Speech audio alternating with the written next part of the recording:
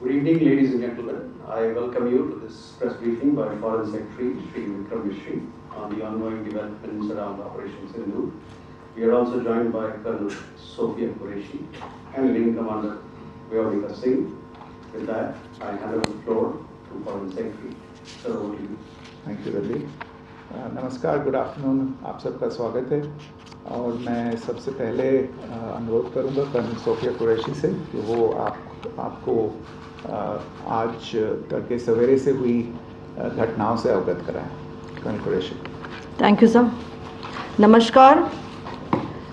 8 से 9 मई 2025 की मध्य रात्रि को पाकिस्तानी सेना ने सैन्य बुनियादी ढांचे को निशाना बनाने के इरादे से पूरी पश्चिमी सेना पर भारतीय वायु क्षेत्र का कई बार उल्लंघन किया।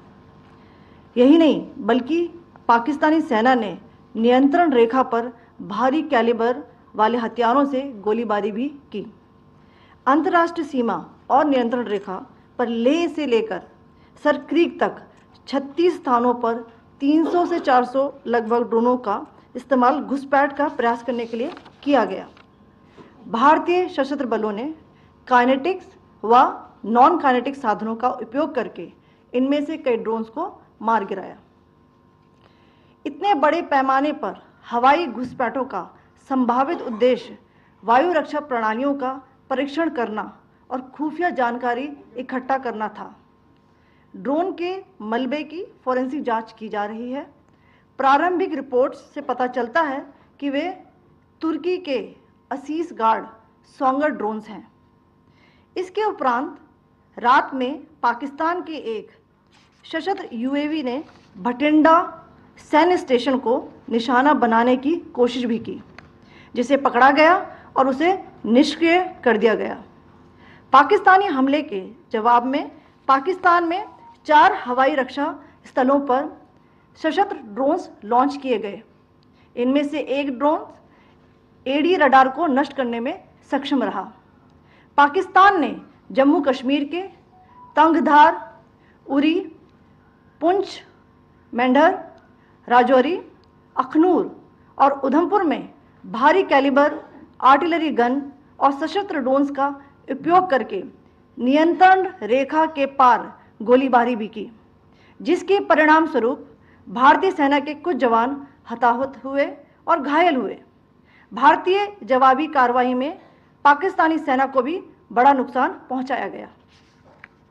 इसके अलावा पाकिस्तान का गैर जिम्मेदाराना व्यवहार फिर से सामने आया। 7 मई 2025 को रात 8:30 बजे एक असफल अकारण ड्रोन और मिसाइल हमला करने के बावजूद पाकिस्तान ने अपना नागरिक हवाई क्षेत्र बंद नहीं किया। पाकिस्तान अपने नागरिक विमानों को ढाल के रूप में इस्तेमाल कर रहा है, जबकि उसे अच्छी तरह से पता है कि भारत पर उसके हमले से हवाई रक्षा की तीव्र प्रतिक्रिया होगी।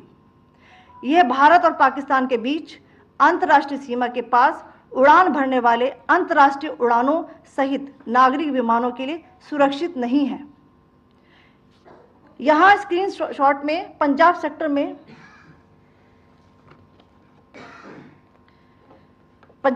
में हाई एयर डिफेंस अलर्ट स्थिति के दौरान एप्लीकेशन फ्लाइट रडार 24 का डेटा दिखाया गया है।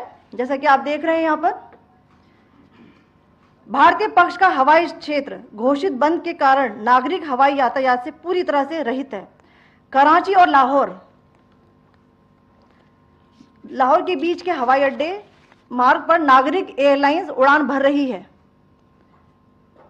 हाई अलर्ट किया गया है विमान फ्लाइनेस एविएशन का एयरबस 320, जैसा कि आप यहां देख रहे हैं,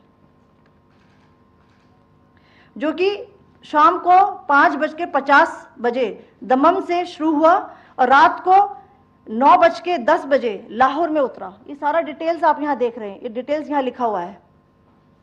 can you see this?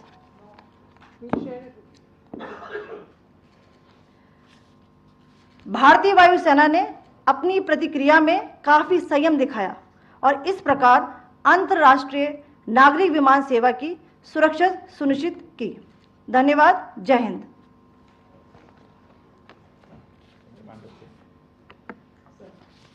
Good afternoon to you all.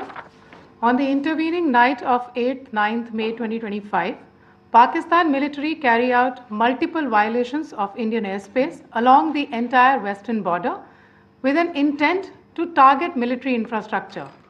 Pakistan military also resorted to firing of heavy caliber weapons along the line of control. Along the international border and line of control, drone intrusions were attempted from Leh to Sar Creek at 36 locations with approximately 300 to 400 drones. Indian Armed Forces brought down a number of these drones using kinetic and non-kinetic means. The possible purpose of these large-scale aerial intrusions were to test the AD systems and gather intelligence. Forensic examination of the drone debris is being undertaken. Preliminary reports suggest them to be of Aziz Guard Songa drone of Turkey. Later in the night, an armed UAV of Pakistan attempted to target Bhatinda military station, which was detected and neutralized. In response to the Pakistani attack, armed drones were launched at 4 air defense sites in Pakistan. One of the drones was able to destroy an AD radar. Pakistan also carried out artillery shelling across the line of control using heavy caliber artillery guns and armed drones at Tangdhar, Uri, Poonch, Mendhar, Rajouri, Akhnur and Udhampur in Jammu and Kashmir area, which resulted in some losses and injuries to Indian Army personnel. Pakistan Army also suffered major losses in Indian retaliatory fire.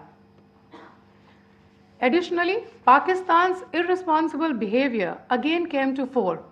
Pakistan did not close its civil airspace despite it launching a failed unprovoked drone and missile attack on 7th May at 8:30 hours in the evening.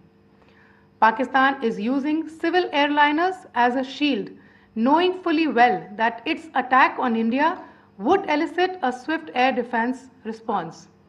This is not safe for the unsuspecting civil airliners, including the international flights which were flying near IB between India and Pakistan. The screenshot we just showed and we shall share with you, it shows the data of the application Flight Radar 24 during a high air defense alert situation in the Punjab sector. As you have seen, the airspace on the Indian side is absolutely devoid of civil air traffic due to our declared closure. However, there are civil airlines flying the air route between Karachi and Lahore. Amongst the other civil aircraft that you can see, we have highlighted an aircraft which is Airbus 320 of Flynas Aviation, which was originated from Dammam at 1750 hours and landed later at Lahore at 2110 hours in the night. Indian Air Force demonstrated considerable restraint in its response, thus ensuring safety of international civil carrier.